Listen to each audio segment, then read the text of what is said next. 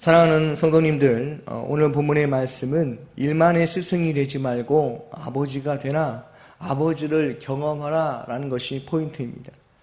바울은 아무리 못나고 못된 행동을 하고 도무지 그들의 행동을 보면 이해가 되지 않지만 바울은 그들의 모습과 행동을 보고 판단하지 않고 그런 사람이라고 단정짓지 않고 많은 사람들에게 선생이 되지 말고 아버지가 되라 라고 말해주고 있습니다.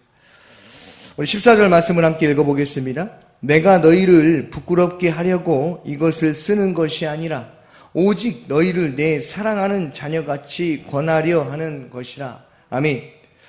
바울은 지금 예수를 믿는 성도들에게, 그러니까 거룩한 무리들에게 말을 하는데 아주 조심스럽게 말하고 있는 것이죠.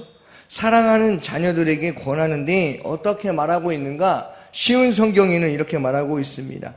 내가 이런 말을 하는 것은 여러분을 부끄럽게 만들기 위함이 절대 아닙니다. 다만 여러분을 내 사랑하는 자녀로 여기고 잘 타이르고자 하는 것입니다. 아멘. 바울은 권력으로 그들을 통치하고 가르치려고 하지 않습니다. 바울은 권위, 즉 사랑으로 그들에게 권면하고 있다는 것이죠. 분명히 그들의 신앙생활이 잘못되었음을 알고 제 가운데 범하며 살아가고 있는 것도 알고 자기들끼리 모여서 바울파, 아볼로파, 게바파, 그리스도파를 만들고 있다는 것도 알고 있습니다. 교회 가운데 분쟁이 일어나고 있음에도 불구하고 그는 그들을 어린아이 대하듯이 타이르고 있다는 것이죠. 분명 그들은 고린도 교회 안에서 문제를 일으키고 자기 소견에 옳은 대로 행하는 자신들이 하는 말이 맞다고 주장하는 자들이었습니다. 하나님이 세우신 교회에 분쟁을 일으킨다는 것은 사람을 떠나서 하나님이 좋아하지 않으시죠. 그런데 그가 성도를 대하는 태도가 어떠합니까? 아버지의 마음으로 그들의 잘잘못을 따지지 아니하고 책망하지 아니하고 견책하고 있다는 것입니다. 견책이라는 말은 무슨 말입니까? 견책이라는 말은 그 영혼을 위해서 기도한 사람이 그렇게 견책한다라는 거예요. 그러니까 그 영혼을 위해 기도하고 그 영혼이 그리스도인으로 살아갈 수 있도록 아버지가 자녀에게 권면하듯이 권하고 있다는 것입니다. 그리고 바울은 그들을 자녀로 대할 수밖에 없는 이유에 대해서 말을 하고 있는데 15절 말씀을 함께 읽어보겠습니다. 그리스도 안에서 일만 스승이 있으되 아버지는 많지 아니하니 그리스도 예수 안에서 내가 복음으로써 너희를 낳았음이라. 아멘. 무엇으로 낳았다고요? 복음으로써 낳았다라고 말하고 있는 것이죠. 여기서 중요한 말씀이 있습니다. 그리스도 예수 안에서 복음으로 낳았다라고 말하고 있습니다. 예수 그리스도로 말미암아 그러니까 여기에는 복음이 빠질 수 없다라는 것이죠.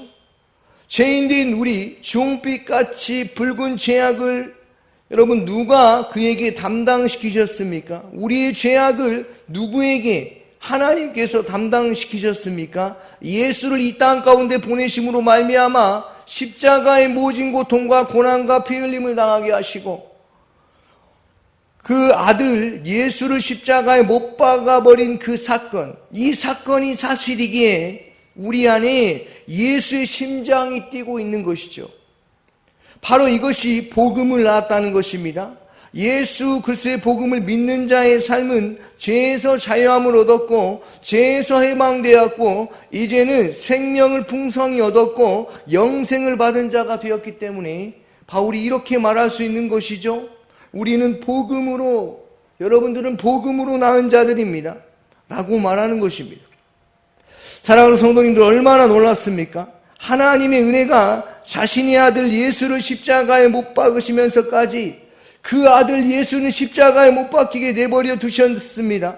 왜 그렇습니까? 우리를 살리시기 위해서, 그리스도와 연합하게 하시기 위해서, 하나님과 교제하게 하시기 위해서, 무슨 일을 만나도 나의 생각과 나의 것들로 생각하는 것이 아니라 하나님의 열심과 일하심과 헌신을 알고 예수 안에서 구하고 찾는 삶을 살아가게 하시기 위해서 예수를 십자가에 죽으시고 못 박히시고 거기서 끝이 아니라 부활하게 하셨다는 것입니다. 믿으십니까? 바울의 입장에서 보면 바울은 그 예수를 믿는 믿음 안에서 살고 있다는 것이죠. 그러므로 예수가 그들을 낳았다, 그들을 생명으로 살아가게 하셨다라고 말하고 있는 것입니다. 그는 철저하게 어떤 사람이었습니까? 바울이 예수를 믿기 전에 그는 철저하게 믿는 자들을 죽이고 조롱하고 감옥에 가두고 예수를 믿는 자들을 죽이기까지 하였습니다.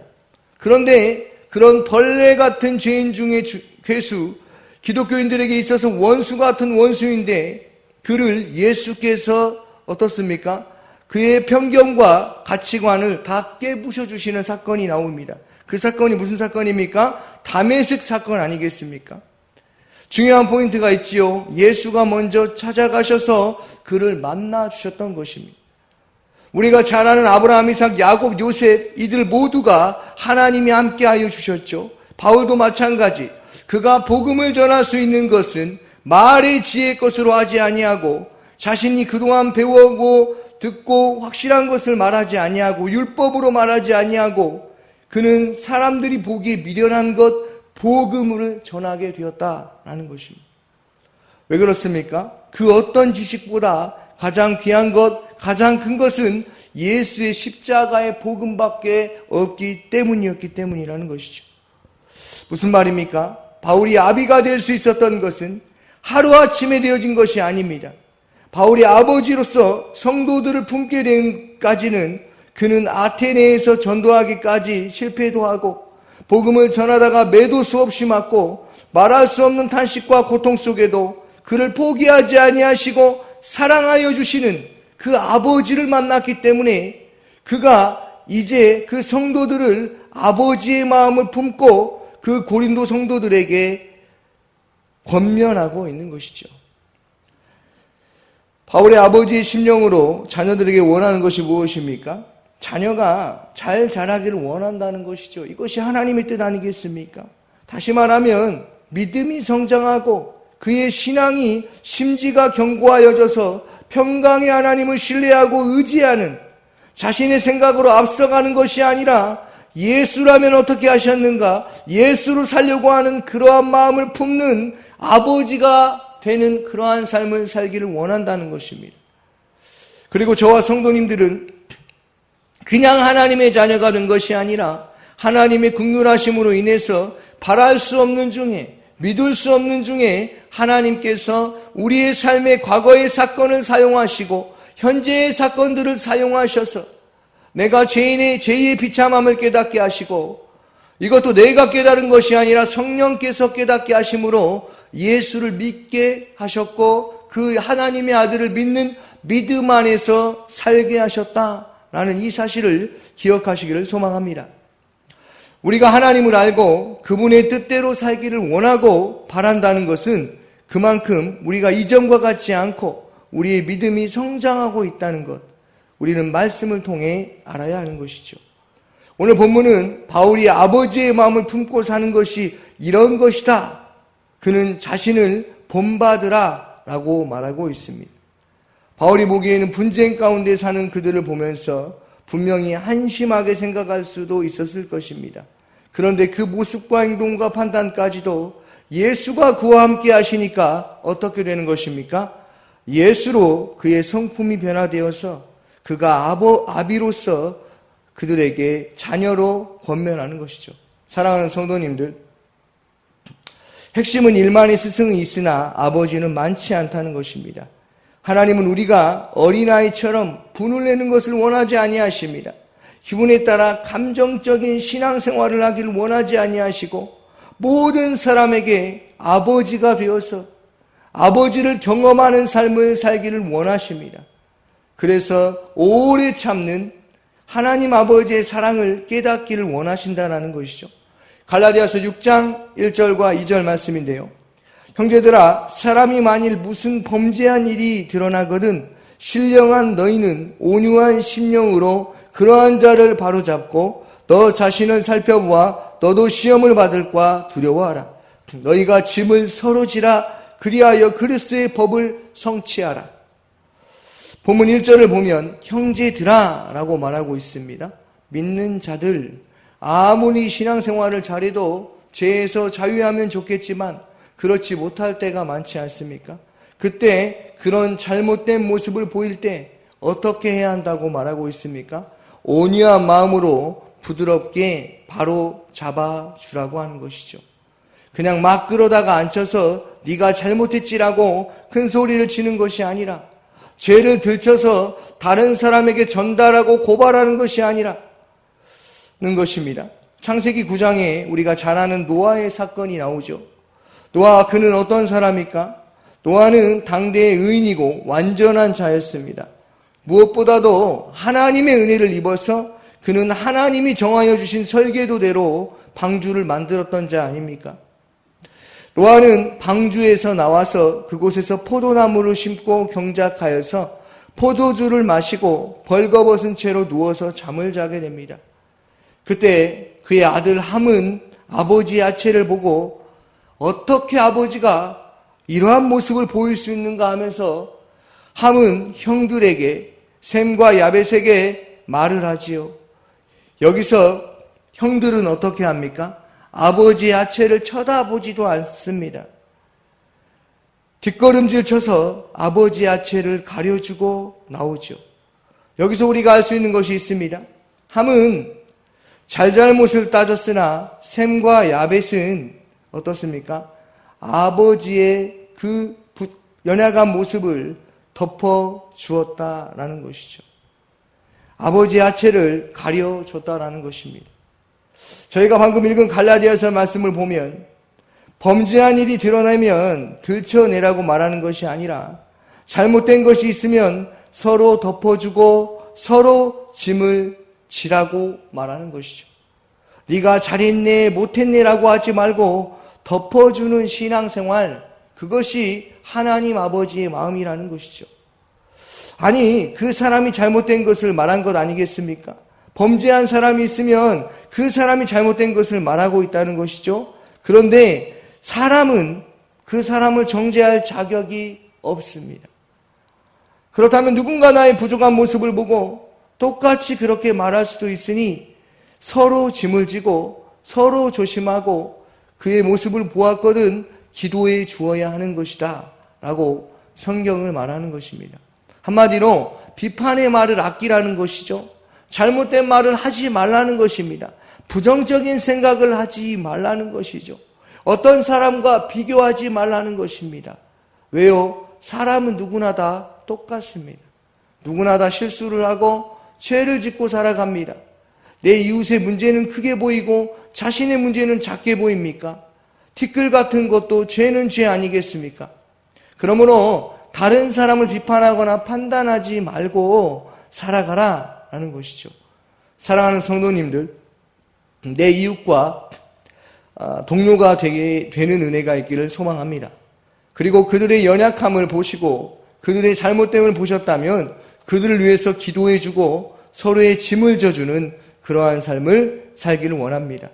그래야 그리스도의 법, 율법이 아닌 잘잘못을 따지는 것이 아닌 생명의 성령의 법으로 그 한 사람이 다시 주님 앞에 돌아올 수 있도록 도와주는 역할, 그러한 삶을 사는 것이 우리가 그렇게 사는 것이 하나님이 원하시는 뜻이라는 것이죠. 이웃을 사랑하는 것입니다.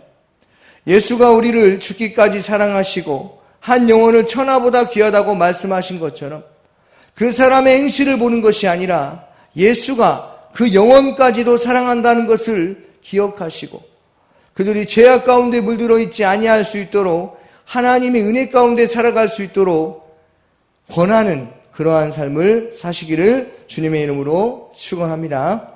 아멘. 오늘 새벽에 주신 말씀을 묵상하면서 함께 기도하기를 원합니다. 성도님들의 직장과 가정을 위해서 기도하여 주시고 아동부를 위해서 기도하여 주시고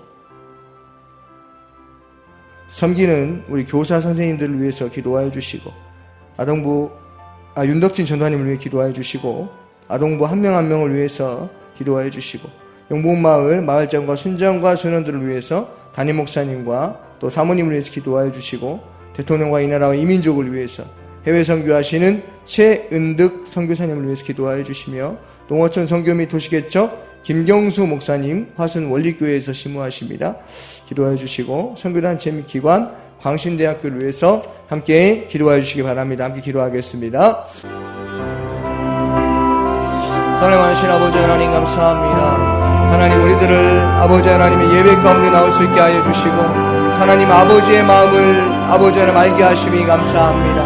하나님 아버지 모든 사람이 죄 가운데 아버지 하나님이여 범하였습니다.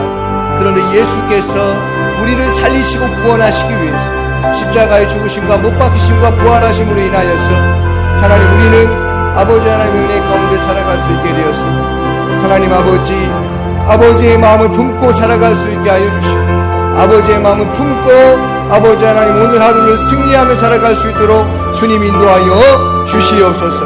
남의 허물을 들춰내기보다 그 사람의 잘못됨을 들춰내기보다 하나님께서는 우리가 자녀로 살아가는 것보다 아버지가 되어 살아가기를 원하십니다. 믿음으로 살아갈 수 있게 하여 주시고 승리할 수 있도록 주님 인도하여 주시옵소서.